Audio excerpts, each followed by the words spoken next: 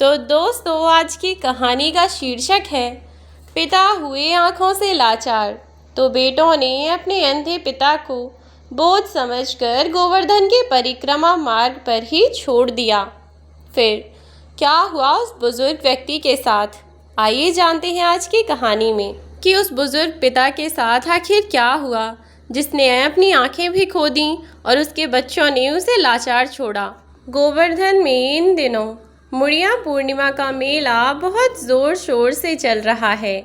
दुनिया भर के लोग श्री गिरिराज जी महाराज की परिक्रमा लगाने के लिए आते हैं, चाहे छोटे बच्चे हों या बड़े लोग। सभी में उत्साह बहुत कोट कोट कर भरा हुआ दिखाई देता है। हम भी वहाँ पड़ोसी के गांव में रहते हैं और हम भी श्री गिरिराज जी महाराज की परिक्रमा को लगाने के लिए गए हुए थे। परिक्रमा लगाते लगाते अचानक से बहुत ज़ोर की बारिश आ गई और हम लोग बिल्कुल बारिश में भीग गए। पहले सोचा कि थोड़ी बहुत देर होकर बारिश बंद हो ही जाएगी, लेकिन ऐसा नहीं हुआ और बारिश और ज़्यादा तेज़ होने लगी। हम लोग भी भीग तो चुके ही थे, ऊपर से गर्मी भी बहुत हो रही थी। बारिश जब पड़ी तो गर्मी में थोड़ी सी राहत मिली। अब हम लोग तेज़ बारिश में भीगते हुए परिक्रमा लगाए जा रहे थे। जब हम परिक्रमा लगा रहे थे तो रास्ते में 8-10 लड़कों का एक झुंड बहुत तेज़ तेज़ भागकर परिक्रमा लगा रहा था। अब से पहले भी वह कई लोगों को भागते हुए टक्कर मार चुके थे, जिससे लोग गिर गए और घायल हो गए। जब वह हमारे बगल से निकल कर गए तो उनका धक्का मुझे भी लगा था। मुझे गुस्सा तो बहुत आया, लेकिन मैंने उन्हें कुछ न कहा। बस इतना ही कहा कि भाई, यहाँ आसपास बड़े बूढ़े लोग भी हैं जो परिक्रमा लगा रहे हैं और छोटे छोटे बच्चे भी हैं, कम से कम थोड़ा देख कर तो चलो। इतना सुनकर वह सॉरी सॉरी कहकर आगे बढ़ गए। हम भी अपनी मस्ती में गिरिराज जी का नाम लेते हुए राधे राधे जपते हुए परिक्रमा लगाए जा रहे थे। एक अलग ही आनंद की अनुभूति हो रही थी। लगभग 30 मिनट ऐसे ही चलते रहने के बाद परिक्रमा मार्ग पर हमने देखा कि एकदम से वहाँ पर भीड़ लगी हुई है। जैसे ही मैंने भीड़ में जाकर देखा तो मैं एकदम से चौंक गया, क्योंकि वहाँ एक बुजुर्ग बाबा घायल अवस्था में पड़े हुए थे, लेकिन कोई भी व्यक्ति उन्हें अस्पताल तक ले जाने के लिए तैयार नहीं था। लोगों से आसपास पूछताछ करने के बाद पता चला कि कई सारे लड़के भाग भाग कर परिक्रमा लगा रहे थे और उनमें से ही 2-4 लड़कों के द्वारा इनको टक्कर लग गई है। पहले एक से टक्कर लगी, उससे संभल पाए कि दूसरे ने टक्कर मार दी और इसी प्रकार से जब 2-3 लड़कों से वह टकरा गए तो फिर उनसे संभाला न गया और उनकी यह हालत हो गई। मैं भी एक अलग ही धर्म संकट में पड़ गया, क्योंकि अभी तक मेरी परिक्रमा भी पूरी नहीं हुई थी।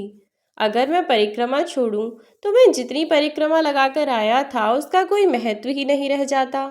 और फिर परिक्रमा की वजह से परिक्रमा मार्ग पर ऐसा भी कोई ऑटो या कुछ नहीं था कि जिससे मैं उनको बैठा देता और वो उनको ले जाकर स्वास्थ्य शिविर जो परिक्रमा मार्ग में डॉक्टरों के द्वारा लगाए जाते हैं वहाँ पर उन्हें छोड़ देता।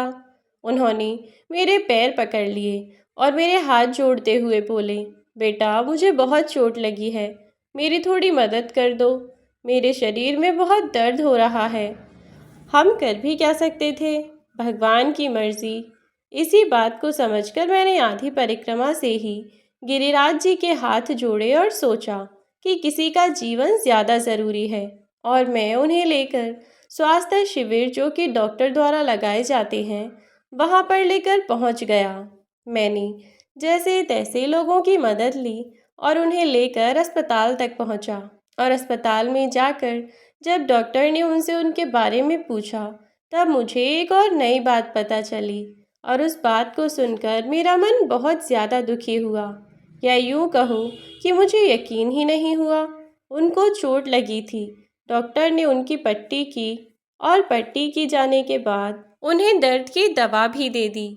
वहाँ जाकर मुझे पता चला कि बाबा को कुछ दिखाई नहीं देता है, उनकी दोनों आंखें खराब हैं। लगभग कुछ साल पहले ही एक एक्सीडेंट में उनके सर पर गहरी चोट आई थी, जिसके कारण उन्होंने अपनी आंखों की रोशनी खो दी थी।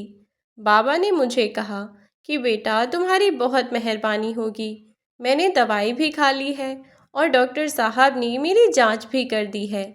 अब तुम मेरी इतनी मदद और कर दो कि तुम लोग जहाँ से मुझे लेकर आए थे, मुझे वहीं पर छोड़ दो, क्योंकि मेरा बेटा मुझे वहीं बैठाकर मुझसे कहकर गया था कि वह अभी बाथरूम करने के लिए जा रहा है और मैं वहीं बैठकर उसका इंतज़ार करूं। और बेटा, अब वह आया होगा तो मुझे वहाँ पागलों की तरह ढूंढ रहा होगा।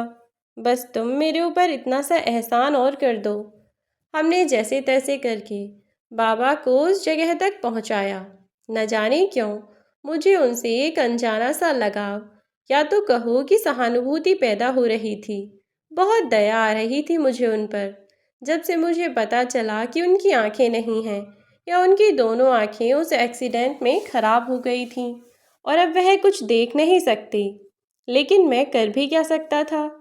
हालांकि बुजुर्ग लोगों से मुझे पहले से ही लगाव था, क्योंकि मेरे माता पिता भी कुछ साल पहले ही एक रोड एक्सीडेंट में मारे गए थे और मेरे कोई चाचा ताऊ भी थे नहीं। बस मैं ही अकेला अपने घर में था। मैंने उन बाबा को वहाँ छोड़ा और फिर से अपनी परिक्रमा शुरू की, और लगभग 4 घंटे की परिक्रमा करने के बाद मैं फिर से वहीं पर पहुँचा तो मैंने देखा कि वह बाबा अभी तक वहीं पर बैठे हुए हैं। अब मुझे यह समझते बिल्कुल भी देर न लगी कि उनका बेटा उनका पागल बनाकर उन्हें यहाँ छोड़कर चला गया है। मैं बाबा के पास पहुँचा और मैंने उनसे पूछा कि बाबा, आप कह रहे थे कि आपके बेटे आएंगे। वह तो बाथरूम करने ही गए थे ना।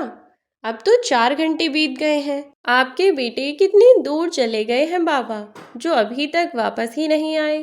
कोई बात नहीं बेटा, हो सकता है वह पहले मुझे ढूंढकर चला गया हो, और फिर हो सकता है कि कोई बात हुई हो और वो मुझे परिक्रमा मार्ग पर ही ढूंढ रहा हो, या कुछ भी हो सकता है। मैं यहीं पर बैठकर उसका इंतज़ार करूँगा। उसने मुझे कहा था कि वह मुझे लेने यहीं पर आएगा। मैंने उन बाबा से पूछा, बाबा, आप कुछ खाएंगे? तब उन्होंने कहा, नहीं बेटा, जब मुझे मेरा बेटा मिल जाएगा मैं तभी कुछ खाऊंगा। मैं बाबा से पूछकर आगे बढ़ चला। मैं परिक्रमा करने तो लगा, लेकिन न जाने मेरे मन में क्यों बार बार उन्हीं बाबा का ख्याल आए जा रहा था। अभी मेरी लगभग आधी परिक्रमा ही पूरी हुई थी। पूरी परिक्रमा खत्म करते करते मुझे अगले और 4 घंटे बीत गए। परिक्रमा समाप्त होने के बाद न जाने क्यों मेरा मन नहीं माना और मैं फिर से बाबा को देखने के इरादे से एक बाइक वाले से लिफ्ट मांग कर उस जगह तक जा पहुंचा। मैं बस भगवान से यही दुआ मना रहा था कि उन बाबा का बेटा उनको मिल गया हो। लेकिन जब मैं वहां पहुंचा तो मैंने अब भी उन बाबा को वहीं बैठे देखा। जब मैंने उनसे उनकी पट्टी करवाने के बाद उन्हें वहां छोड़ा था, तब से अब तक 8-10 घंटे बीत चुके थे, लेकिन बाबा का बेटा अभी तक भी वहाँ नहीं आया था। मैंने बाबा से कहा, बाबा, आपका बेटा अभी तक नहीं आया क्या? तब वह बाबा बोले, नहीं बेटा, आया तो नहीं है। मैंने बाबा से कहा, बाबा, यहीं पास में मेरा घर है, आप मेरे घर चले चलिए। हम यहाँ की पास की चौकी में इन्फॉर्म कर देते हैं।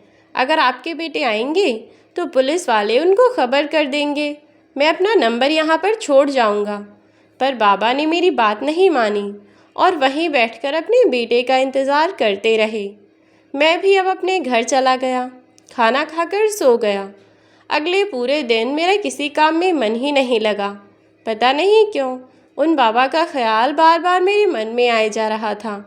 मैंने अपनी बाइक को उठाया। मुझे अपने कॉलेज का कुछ सामान लेने के लिए जाना था, तो मैं अपने उस गांव के रास्ते से उसी रास्ते से होते हुए बाज़ार जाने के लिए निकला।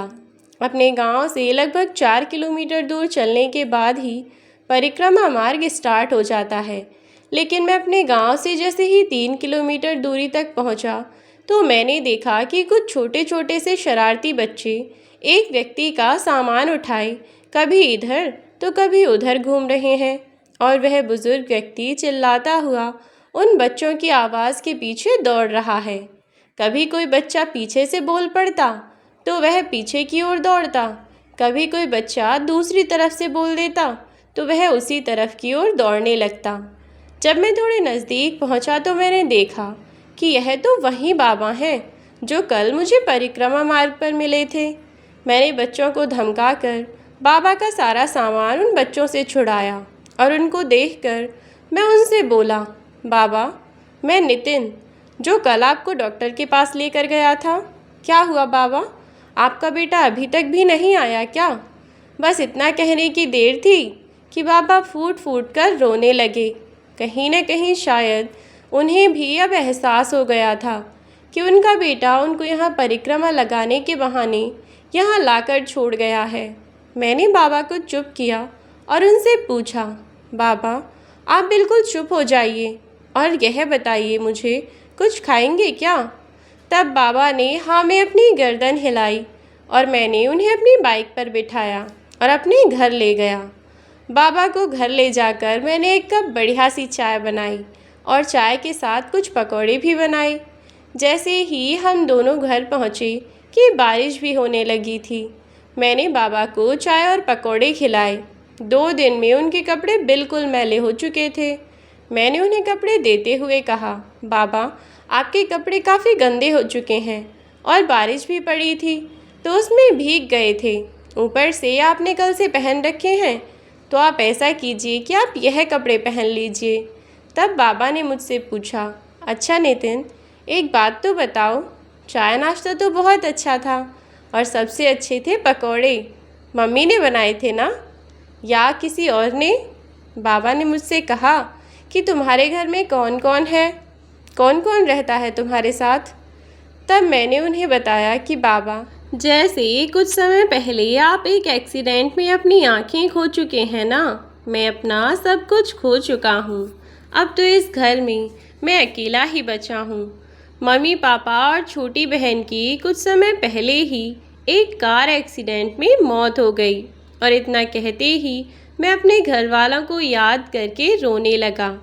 तब उन बाबा ने मुझे समझाया और कहा कि चुप हो जा बेटा, तू बिल्कुल परेशान मत हो, भगवान के आगे किसकी चलती है। चल, अब तेरे साथ तो ऐसा हो गया और मुझे देख, मेरा देख, मेरी तो अपनी औलाद ने मुझे यहाँ दर दर की ठोकर खाने के लिए छोड़ दिया।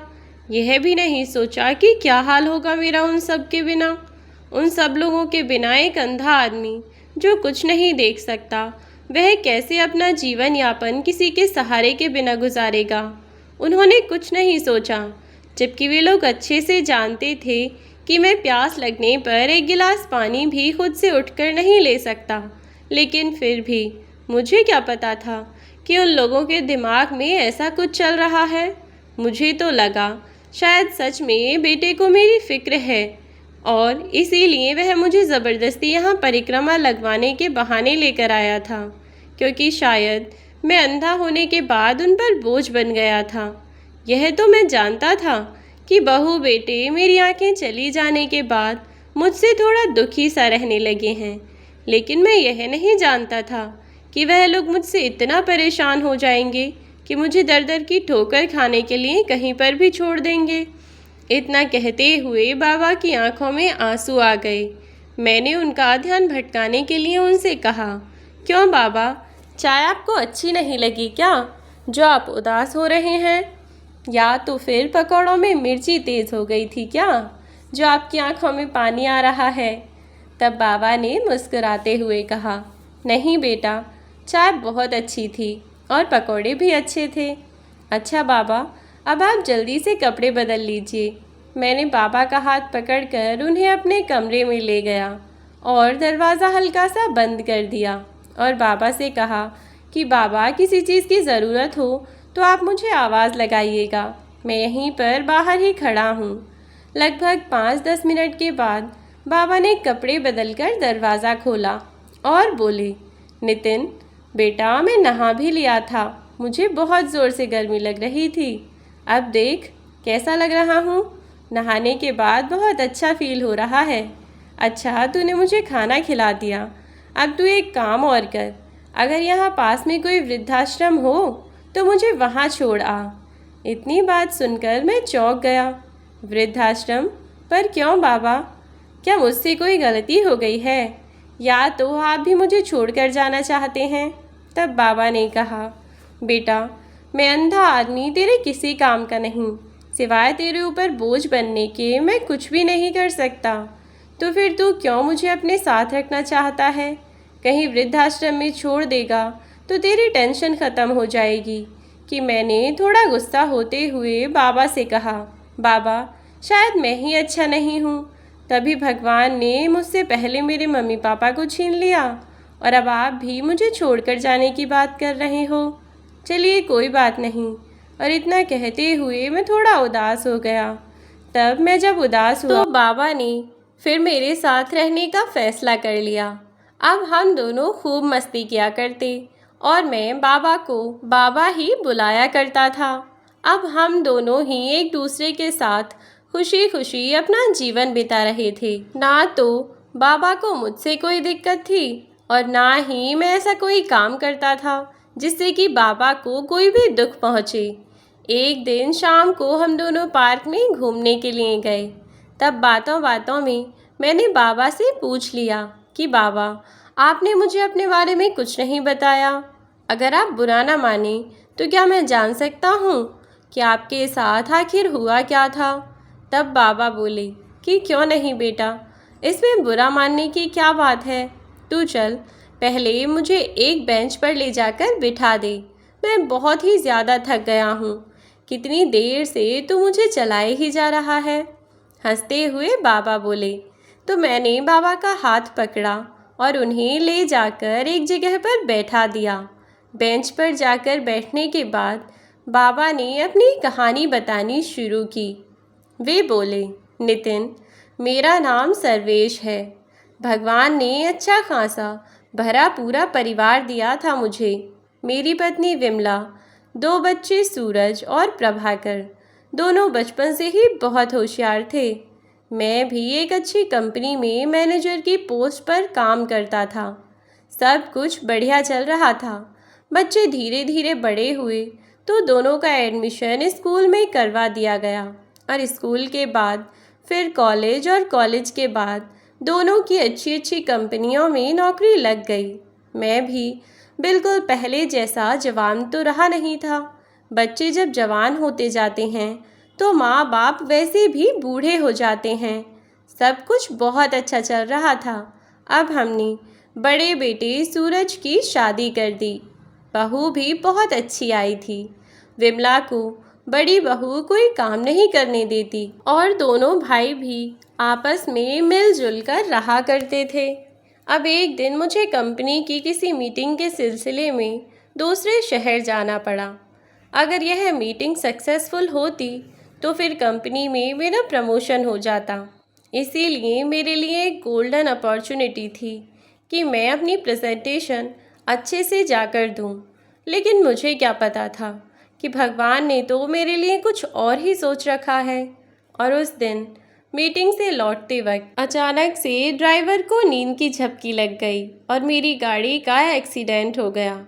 एक्सीडेंट हो जाने के बाद लगभग 8-10 दिन मैं अस्पताल में बेहोश रहा। जैसे तैसे मुझे होश आया और जब होश आया तो जैसे ही मेरी पूरी ज़िंदगी बदल गई।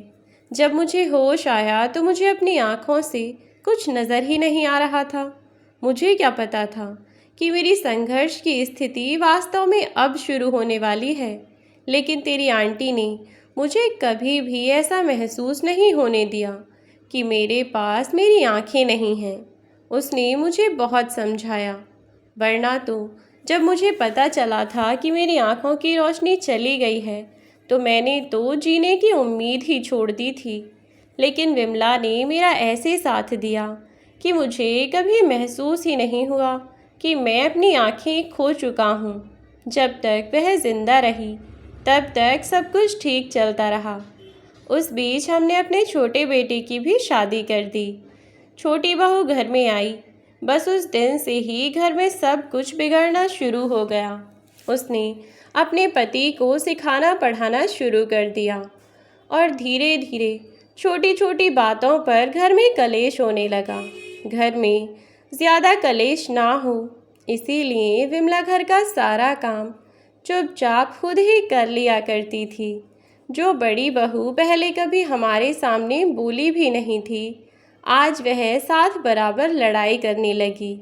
दोनों बहुओं में आपस में तेरा मेरा होने लगा और इसी वजह से विमला ने कभी किसी से नहीं कहा कि कोई भी बहू में से, दोनों बहुओं में से किसी को भी काम करने के लिए नहीं कहा। सब कुछ ठीक चल रहा था।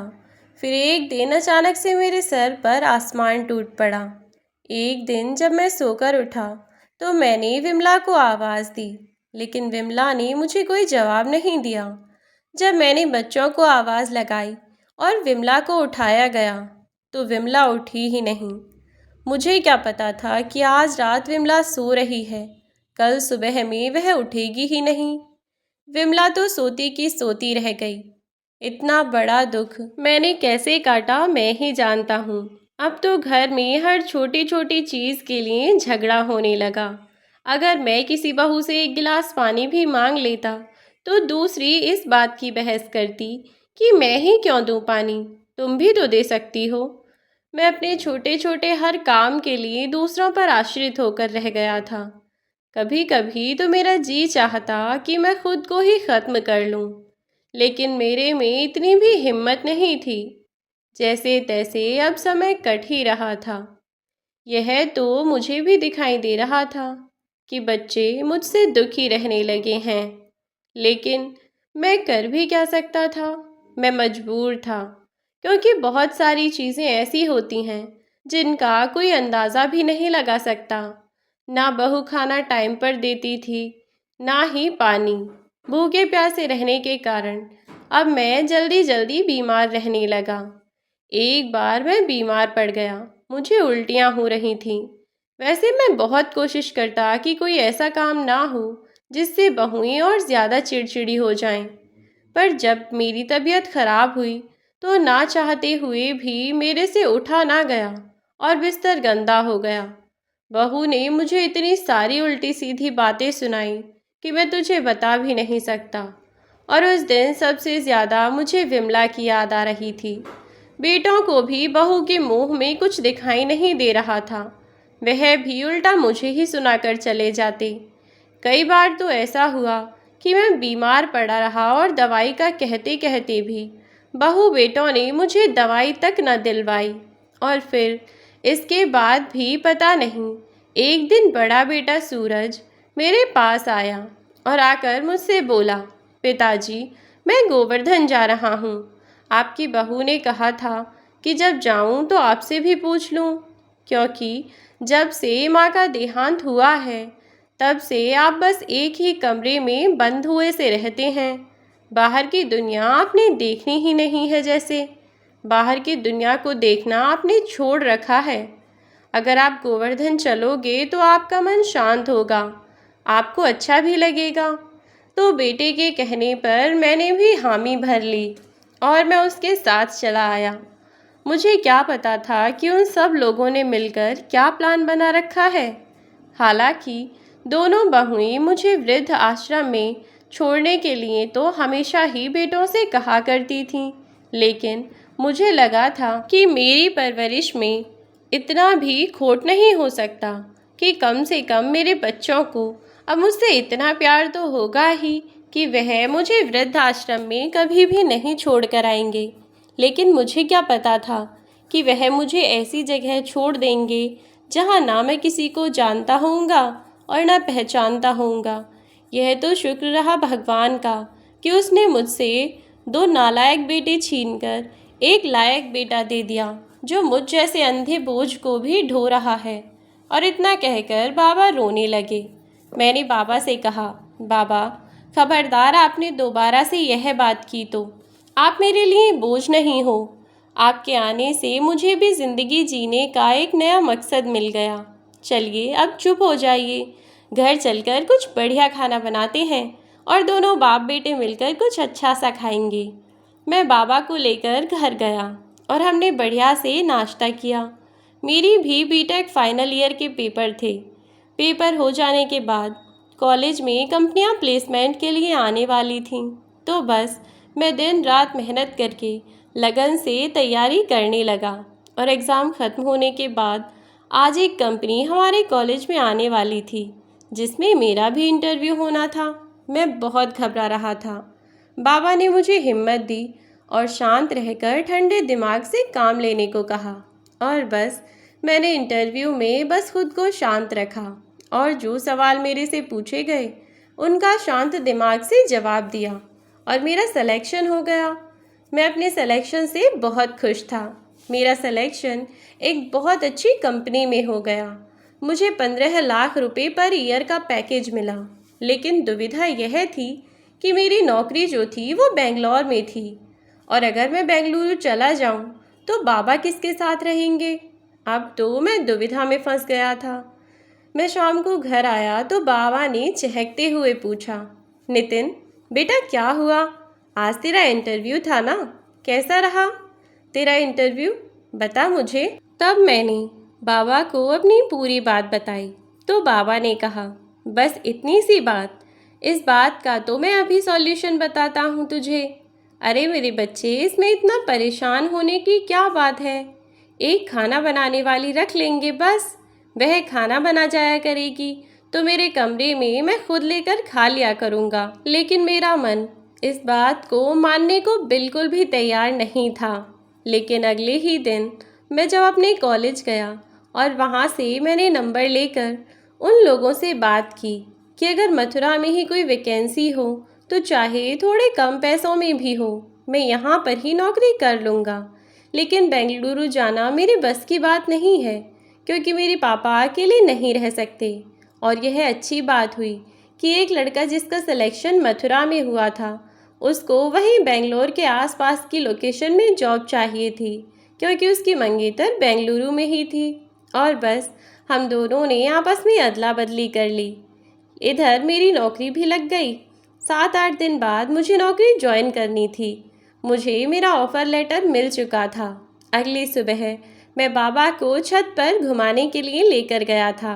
तब मेरे पास एक फ़ोन कॉल आ गया और मैं उसको अटेंड करने के लिए ज़रा सा इधर उधर क्या हुआ तो बाबा को मैंने वहीं पे छज्जे के नीचे बिठा दिया कि अचानक से न जाने कहाँ से एक बंदर आया और उसने उस छज्जे पर रखी ईंट को नीचे गिरा दिया और वह ईंट जाकर बाबा के सर में लगी। जैसे ही बाबा के सर में चोट लगी, उनके मुंह से चीख निकल गई। बाबा की चीख सुनकर मैं भागा तो मैंने देखा कि बाबा के सर से बहुत खून निकल रहा था। मैं उन्हें लेकर अस्पताल भागा तो वहाँ जाकर के डॉक्टर ने उनके सर में पट्टी कर दी।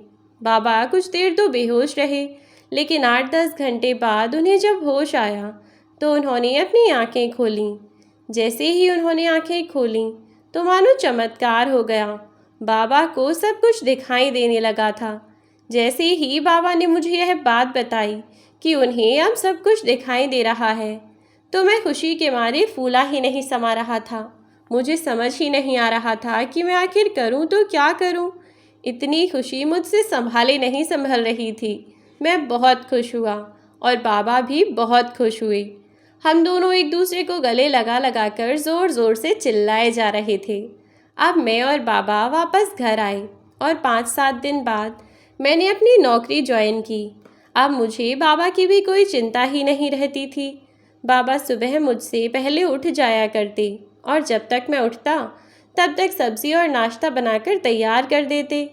मेरे कई बार मना करने के बाद भी बाबा नहीं मान रहे थे। सब कुछ बहुत अच्छा चल रहा था। मेरे जीवन में जैसे सारी खुशियाँ भगवान ने एक साथ मेरी झोली में डाल दी। 1 साल कैसे गुजर गया मुझे पता ही नहीं चला था। बाबा मुझे अब रोज़ शादी करने के लिए कहने लगे और मैं बाबा से रोज़ रोज़ शादी करने के लिए मना करता। एक दिन जब मैं शाम को घर पहुंचा तो मैंने बाबा को बहुत आवाज़ लगाई, लेकिन बाबा ने कोई जवाब नहीं दिया। मैं बहुत घबरा गया और भागकर कमरे में पहुंचा तो 2-4 आस पड़ोस के लोग बैठे हुए थे और बाबा आंख बंद करके बिस्तर पे लेटे हुए थे। जब मैंने उन पड़ोस की आंटियों से पूछा कि आंटी बाबा को क्या हुआ है, तो उन्होंने बताया कि उनकी तबीयत बहुत ख़राब है। डॉक्टर ने कहा है कि यह 2-4 दिन के ही मेहमान बचे हैं। इतना सुनकर तो मेरे पैरों के नीचे से ज़मीन खिसक गई। मेरी आंखों से आंसू अब झरझर बहने लगे। मैंने बाबा के पास जाकर उनको पकड़कर हिलाया। तब बाबा ने अपनी आंखें खोलीं। मैंने कहा, बाबा, आपको अचानक से क्या हो गया और आपने मेरे पास फ़ोन क्यों नहीं किया? तब बाबा ने कहा, बेटा, मुझसे एक वादा कर। वादा? कैसा वादा बाबा? वादा कर कि तू हमेशा खुश रहेगा, मेरे जाने के बाद भी तू कभी दुखी नहीं होगा। और ऐसी ही 2-4 बातें और बाबा ने बना दी और फिर मुझसे बोले कि मैं चाहता हूँ कि तू शादी कर ले। मेरे मरने से पहले मेरी यही आखिरी इच्छा है कि अब तू अपने बाबा की आखिरी इच्छा भी पूरी नहीं करेगा क्या? मैंने बाबा का हाथ पकड़ा और उनसे कहा कि ठीक है बाबा, अगर आप मेरी शादी करवाना चाहते हैं तो मैं कल ही शादी करने को तैयार हूँ, पर आप ऐसी बातें मत करो। इतना सुनते ही बाबा फट से उठ बैठे और सारी की सारी आंटियाँ हंसने लगीं और बोलीं, सही कह रहे थे भाई साहब, आपकी बीमारी का बोलकर कोई इससे कुछ भी करवा सकता है। अब आया ना ऊँट पहाड़ के नीचे। और सारे लोग इस बात को कहकर हंसने लगे। मुझे कुछ समझ नहीं आ रहा था। तब पड़ोस की उन आंटी ने बताया कि बाबा ने उनसे यह सब ड्रामा करने के लिए कहा था ताकि वह मुझे शादी के लिए राज़ी कर सकें। अब यह सुनकर मुझे बाबा पर बहुत ज़ोर का गुस्सा आया और मैं गुस्सा करके अपने कमरे में जाकर बैठ गया। बाबा बाहर से दरवाज़ा खटखटाते रहे। मैंने कहा, बाबा, आप मुझसे बात मत कीजिए, मुझे आपसे कोई बात ही नहीं करनी है। ऐसा भी कोई मजाक होता है क्या? आपने न जाने अपने लिए क्या क्या कहलवा दिया। भगवान न करे कल को आपको कुछ हो जाएगा तो आपने सोचा है कि मैं कैसे जीऊँगा? तब बाबा ने अपने कान पकड़ते हुए मुझसे अपने किए के लिए माफ़ी मांगी और मैंने भी बाबा को माफ़ कर दिया और हम दोनों ही हंसकर एक दूसरे के गले लग गए। लेकिन मैंने बाबा से वादा लिया कि आज के बाद वह कभी भी मेरे साथ ऐसा कोई भी गंदा मजाक नहीं करेंगे। फिर कुछ समय बाद मेरी ही कॉलेज की एक लड़की से बाबा ने ही मेरी शादी करवा दी और अब हम लोग एक साथ खुशी खुशी रहने लगे। हमारा पूरा परिवार बहुत खुश रहता था। मैं, बाबा और मेरी पत्नी, हम सब लोग राजी खुशी एक साथ रहने लगे। तो दोस्तों, यह थी हमारी आज की कहानी। आज की कहानी आपको कैसी लगी हमें कमेंट बॉक्स में ज़रूर बताएं।